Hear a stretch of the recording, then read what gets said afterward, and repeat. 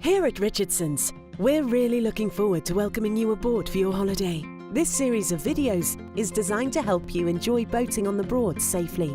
If you want to travel between the Northern and Southern Broads during your visit, you'll need to cross Breyden Water. This part of the Broads is very tidal. The water can rise or fall by over 2 meters, and you'll have to navigate a number of bridges, so you will need to plan your crossing and take extra care. Plan to cross during slack water to ensure you have clearance under the bridges. You can find the best times to cross by calling the yacht station on 01493 842 794 or checking the tide table in your captain's manual on board your cruiser. Remember that you can only drive your cruiser during daylight, and you'll need to allow 2 hours to travel to Great Yarmouth from Acle, Reedham or St Olaves. When there is severe weather, such as high winds or fog, Breyden Water is closed to hire boats, so check the forecast in advance.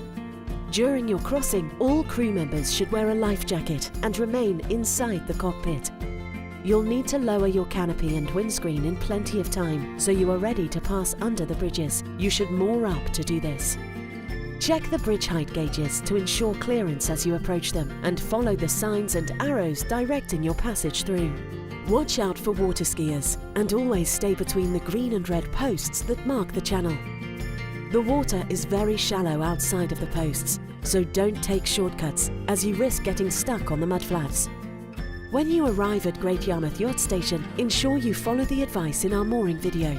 The tides cause the water to flow very quickly here, and extra care is needed. Other locations that can prove challenging include Reedham. It is vital that everyone continues to wear a life jacket and holds onto the boat whilst mooring.